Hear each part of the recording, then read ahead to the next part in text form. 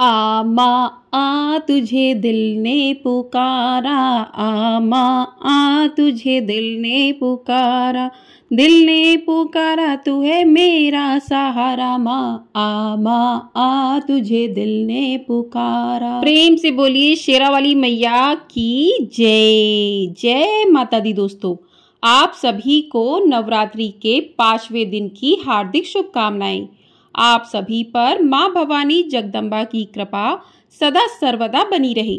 आज की वीडियो में आप जानेंगे कि नवरात्रि के 5वें दिन माँ स्कंद माता का पूजन किस प्रकार से करना चाहिए, माँ को कौन से पुष्प अर्पित करने चाहिए, माँ को कौन सा भोग लगाना चाहिए, माँ की संपूर्ण पूजा विधि क्या है।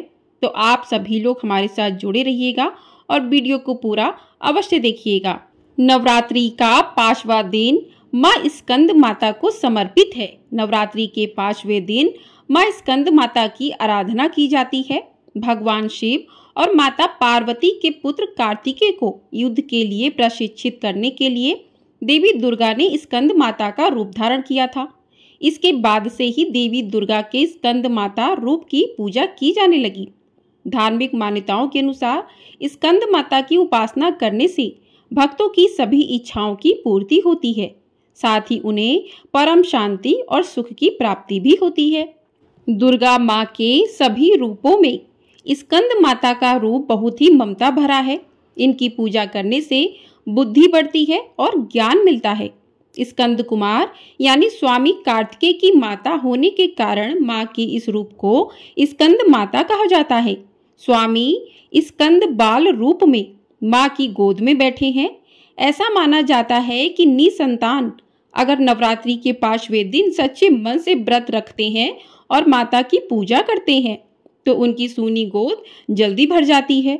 इसलिए इस दिन का व्रत और पूजा बहुत महत्वपूर्ण मानी जाती है। स्कंद माता जिनका रंग शुभ्र है, सिंह और कमल दोनों पर विराजमान है, उन्हें पद्मासना भी कहते हैं। सच्चे मन से पूजा करने पर वे भक्तों की इच्छाएं पूरी करती हैं और उनके दुख भी दूर करती हैं। संतान प्राप्ति के लिए इनकी पूजा बहुत ही अच्छी मानी जाती है। पूजा के दौरान लाल कपड़े में सुहाग का सामान, लाल फूल, पीले चावल और नारियल बांधकर माता की गोद भरें। ऐसा करने से घर में जल्दी ही किलकारियां गूंजने लगती हैं। स्कंद माता मोक्ष का रास्ता दिखाती हैं और ज्ञान भी देती हैं। इनका स्वरूप ममता, प्रेम और वात्सल्य का प्रतीक है। आइए अब जानते हैं कि नवरात्रि के 5वें दिन माँ की पूजा किस प्रकार से करनी चाहिए। तो प्रिय श्रोताओं, इस दिन आपको जल्दी उठकर स्नान आदि करके स्वच्छ वस्त्र धारण करने हैं। तो माँ का प्रिय रंग है सफेद और पीला।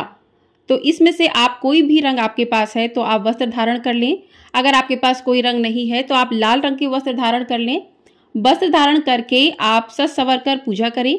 तो पूजा में सबसे पहले आपने माता की चौकी जहाँ पर स्थापित की है वहीं पर आपको साफ सफाई कर लेनी है। उसके बाद माँ को भाव स्वरूप स्नान करवाना है। जो भी आपने जिनकी भी स्थापना की है, जो भी फोटो मूर्ति है स्थापना की है, आपको उनको हटाना नहीं है चौकी पर से, वहीं पर रखे देना है और वहीं पर आपको जल की छींटे देकर भाव स्वरूप स्नान करवाना है। भगवान गणेश को करवाना है, नवग्रह जो आपने रखे हैं और कलश रखा है, सभी का आपको पूजन करना है। तो सर्वप्रथम आपको जल छिड़क कर स्नान करवाना है। उसके बाद सभी को तिलक करना है। तिलक के बाद अक्षत लगाना है। उसके बाद पुष्प अर्पित करने हैं। तो माँ को लाल गुलाब के पुष्प अर्पित कर सकते हैं, आप चमेली के पुष्प अर्पित कर सकते हैं, माँ को बहुत प्रिय है। तो माँ को इन रंगों के पुष्प अर्पित करें, लाल और पीले रंग के जो भी आपको पुष्प मिल जाते हैं माँ को अर्पित करें। पुष्पों की माला अर्पित कर सकते हैं, पुष्प अर्पित करें। उसके बाद माँ को भोग अर्पित करना है। तो भोग में आप माँ को केले का भोग अर्पित किया जाता है। तो आप केले का खीर बना सकते हैं या फिर केला जो है भोग में लगा सकते हैं। माँ को केला बहुत पसंद है तो माँ को उनकी प्रिय वस्तु का भोग लगाइए। आप दीपक जो है प्रज्वलित कीजिए, धूप दीप जलाइए। उसके बाद आप छोटा सा हवन, प्रतिदिन आपने नवरात्रि का व्रत किया है तो आप प्रतिदिन हवन करें छोटा सा।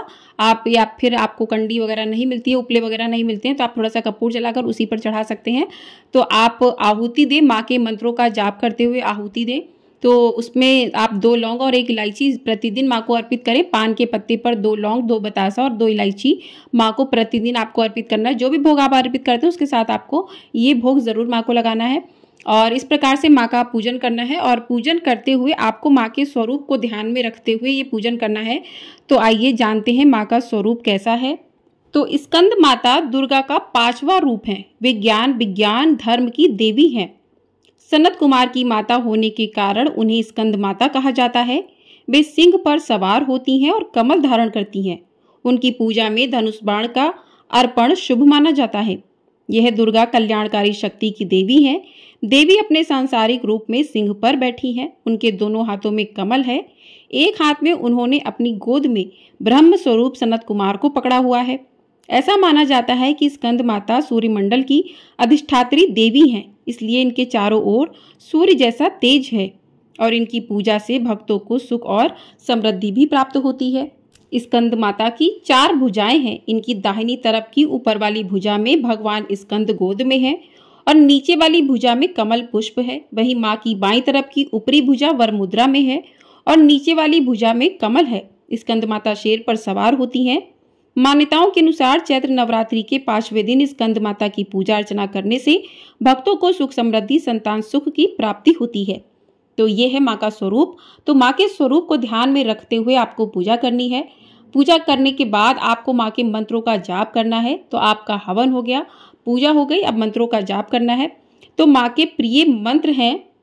तो माँ का ध्यान मंत्र है ओम ऐं ह्रीं क्लीं स्कंद माताय नमः।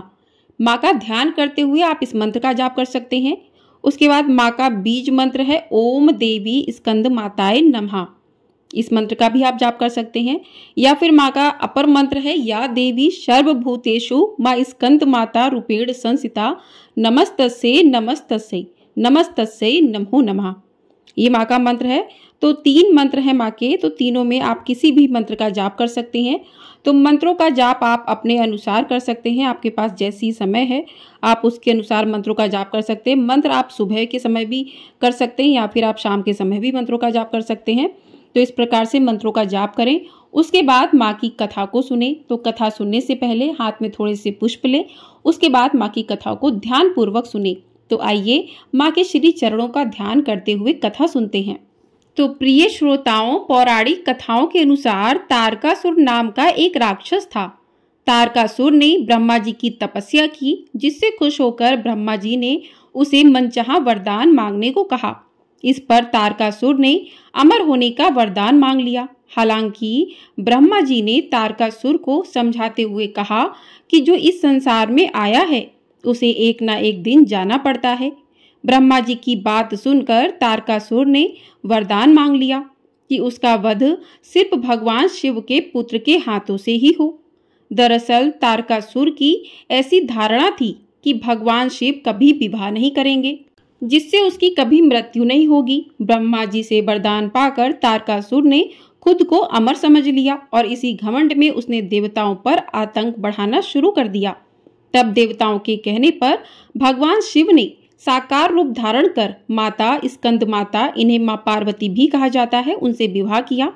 माँ पार्वती और भगवान शिव ने पुत्र स्कंद यानी कार्तिकी को जन्म दिया और स्कंद माता से युद्ध का प्रशिक्षण लेने के बाद कार्तिकेय ने तारकासुर का अंत किया। प्रेम से बोलिए माँ भवानी जगदम्बा की जय। प्रेम से बोलिए भोलेनाथ की जय। प्रेम से बोलिए कार्तिकेय की जय। तो इस प्रकार से माँ की कथा पूर्ण हुई। अब करते हैं माँ की आरती। तो इस प्रकार से कथा सुनने के बाद माँ की आरती करें। तो आइए माँ स्कंद माता की आरती करते हैं। जय तेरी हो स्कंद माता, 5वां नाम तुम्हारा आता। सबके मन की जाननहारी, जग जननी सबकी महतारी। तेरी ज्योत जलाता रहूं मैं, हरदम तुझे ध्याता रहूं मैं। कई नामों से तुझे पुकारा, मुझे एक है तेरा सहारा। कहीं पहाड़ों पर है डेरा, कई शहरों में तेरा बसेरा। हर मंदिर में तेरे नजारे, गुण गाएं तेरे भक्त प्यारे। भक्ति अपनी मुझे दिला दो, शक्ति मेरी बिगड़ी बना दो। इंद्र आदि देवता मिल सारे, करें पुकार तुम्हारे द्वारे। दुष्ट दैत्य जब चढ़ कर आए, तू ही खड़ा हाथ उठाए। दासों को सदा बचाने आई, भक्त की आस बुझाने आई। जय तेरी हो स्कंद माता, पांचवा नाम तुम्हारा आता। प्रेम से बोलिए स्कंद मैया की जय। तो प्रिय श्रोताओं, इस प्रकार से माँ स्कंद माता की पूजा विधि, माँ के भोग, प्रिय पुष्प, मंत्र सभी पूर्ण हुए। आपको ये वीडियो पसंद आई हो, वीडियो को लाइक शेयर, चैनल को सब्सक्राइब कर लीजिएगा। आपको हमारे चैनल पर इसी प्रकार से 9 दिन की कथाएं प्रतिदिन सुनाई जा रही हैं, साथ ही दुर्गा सप्तशती पाठ भी सुनाया जा रहा है।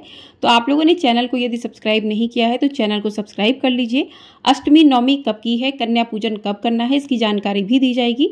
तो चैनल को सब्सक्राइब कर लीजिएगा। कमेंट बॉक्स में जय माता दी अवश्य लिखिएगा।